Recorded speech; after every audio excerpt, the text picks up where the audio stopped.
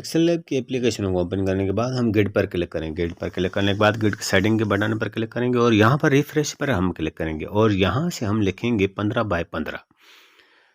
तो यहाँ पर 15x15 लिखने के बाद हम डन पर क्लिक करेंगे और ओके पर क्लिक करेंगे और यहाँ पर कुछ इस तरीके से हमारे सामने पेज हो जाएगा। तो हम यहाँ पर शेप्स पर क्लिक करेंगे और शेप्स पर यहाँ पर हम ये आप देख रहे हैं 4x4 लाइन का जो हमने एक शेप बनाया है, इसका कलर चेंज करेंगे। इसका कलर हम ब्लैक सेलेक्ट करेंगे।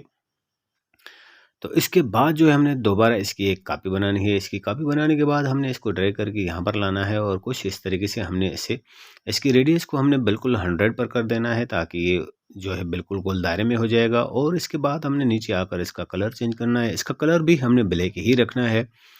इसकी लाइनिंग और सेटिंग वगैरह आप देख लीजिए कि इस तरीके से करना है। फिर हमने एक और शेप लेना है। एक और शेप लेने के बाद अब हमने इसे जो है वो 2-4 लाइन के हिसाब से करना है। इसका कलर चेंज करना है। कलर चेंज करने के लिए कलर वाले ऑप्शन पर आएंगे। इसका कलर भी हमने ब्लैक कर दिया है। अब हम यहाँ पर फिर एक और शेप लेंगे।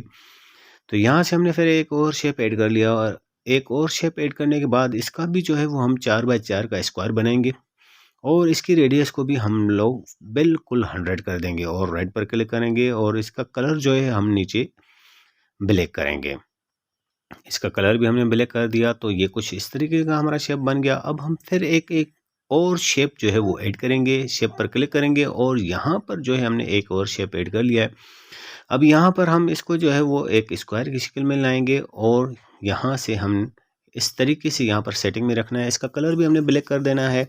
अब यहाँ पर जो है हमने एक और शेप फिर ऐड कर दिया जनाब और फिर अब हमने इसको जो है इसका रेडियस बिल्कुल जो है वो 100 पर रखना है ताकि ये सर्कल में हो जाए और यहाँ पर इस तरीके से कुछ सेटिंग में रखना है। लेयर पर क्लिक करना है। तमाम एलिमेंट्स को आपस में मर्ज करना है और मर्ज के बटन पर क्लिक करना है। ओके पर क्लिक करना है और यहाँ पर इसी सेक्शन में आपको एरेज कलर का ऑप्शन मिलेगा। यहाँ पर एरेज कलर के ऑप्शन पर एनेबल करना है। इसका टॉलरेंस बिल्कुल बढ़ा देना है, 70 कर देना है। कुछ इस तरीके का हमारा शेप बन जाएगा, आप देख रहे हैं। और इसके बाद हमने इसका कलर चेंज करना है, कलर को एनेबल करना है और यहाँ से हम जो है इसका कलर जो है आप कोई सा भी कलर सेलेक्ट कर सकते हैं। मैं यहाँ पर ब्लू कलर सेलेक्ट कर रहा हूँ, आप कोई और भी कलर सेलेक्ट कर सकते हैं।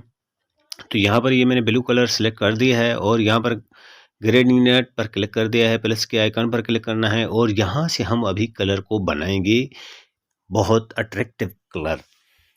तो यहाँ पर हमने एरो पर क्लिक किया, फिर हमने कलर बॉक्स पर क्लिक किया और यहाँ से हमने ब्लू कलर को सिलेक्ट करना है और इसकी गहराई वगैरह को जो है वो हम यहाँ से सेट कर सकते हैं। तो इस तरीके से हमने कुछ यहाँ से इसको सेट किया है ब्लू कलर को और उसके बाद ओके पर क्लिक किया और यहाँ पर जनाब हम जो है वो एक एरो और ऐड करेंगे। तो उसके लिए जो है वो जो हमने यहाँ पर प्लस के आइकन पर क्लिक करना है। प्लस के आइकन पर हम जैसे ही क्लिक करेंगे तो यहाँ पर एक एरो और ऐड हो जाएगा। तो उसके बाद अब यहाँ पर हम इस एरो पर जो है लेफ़्ट साइड वाले एरो पर क्लिक करेंगे और यहाँ से जो है हमने इस एरो को, ये जो वाइट कलर का एरो आ रहा है, हमने यहाँ पर इसकी कलर की थोड़ी सेटिंग करनी है कि हमें कौन सा जो है वो कलर कौन सी जगह पर खड़ा करना है। तो उस हिसाब से यहाँ से हमने इन एरो को इधर उधर घुमाना है। तो अब यहाँ पर मैं एक और ब्लू कलर का एरो सेट कर रहा हूँ। एक था डार्क, थोड़ा सा लाइट, अभी हमने जो है वो एक सिलेक्ट किया। अभी हम ये तीसरे एरो पर क्लिक कर रहे हैं। यहाँ पर जो है वो हमने इसको वाइट कलर में ही सिलेक्ट किया हुआ है। तो ये आप वाइट कलर की लाइन देख रहे हैं। अब अगर हम इन एरोज़ को जितना दूर रखेंगे तो ये उतना शेडो इसका वाइट कलर का बढ़ेगा। अगर हम इनको नज़दीक करेंगे तो ये वाइट कलर की लाइन जो है वो उतनी पतली हो जाएगी। तो कुछ इस तरह की सेटिंग के बाद जनाब हमने क्या करना है कि यहाँ से हमने एग्ज़िट करना है और यहाँ पर अभी हम इसकी एक और कॉपी बनाएंगे। अभी सिर्फ़ और सिर्फ कॉपी का काम है। तो हमने इन एलिमेंट्स की सिर्फ़ और सिर्फ कॉपी बनानी है। हम यहाँ पर गिड पर क्लिक करेंगे ताकि हमारी अलाइनमेंट जो है वो सही रहे, हमारा जो लोगो है वो अपनी लाइन के हिसाब से सही रहे। हमने पहले एलिमेंट को सिलेक्ट किया और यहाँ पर हमने लाइनिंग के हिसाब से इसको सीधा करके रखना है। दाएं से और ऊपर से लाइनिंग इसकी बराबर रखनी है और उसके बाद दूसरे एलिमेंट को हमने सेलेक्ट किया और फिर हमने उसकी एक और कॉपी बना दी। उसको रोटेट करके हमने कुछ इस तरीके से यहाँ पर सेटिंग में रखना है। उसके बाद हमने फिर एक और कॉपी बनानी है, उसको रोटेट करके हमने यहाँ पर इस तरीके से रखना है। अब यहाँ पर जनाब हमने गिड को हटा देना है, लेयर पर क्लिक करना है और तमाम एलिमेंट्स को आपस में मर्ज करना है। तो उसके बाद ओके पर क्लिक करना है। ये हमारा लोगो बनकर तैयार हो चुका है। कलर मुझे थोड़ा सा पसंद नहीं आ रहा था, इस वजह से मैंने कलर बाद में चेंज कर दिया है, थोड़ा सा डार्क कर दिया। तो इस वजह से अब यहाँ पर जो है हमने इसको यूट्यूब थंबनेल के हिसाब से बैकग्राउंड ले लिया है और यहाँ पर टेक्स्ट पर क्लिक किया है। और टेक्स्ट पर क्लिक करने के बाद जनाब हमने यहाँ पर, आप कुछ भी टेक्स्ट लिख सकते हैं, मैं अपने चैनल का नाम ही लिख रहा हूँ।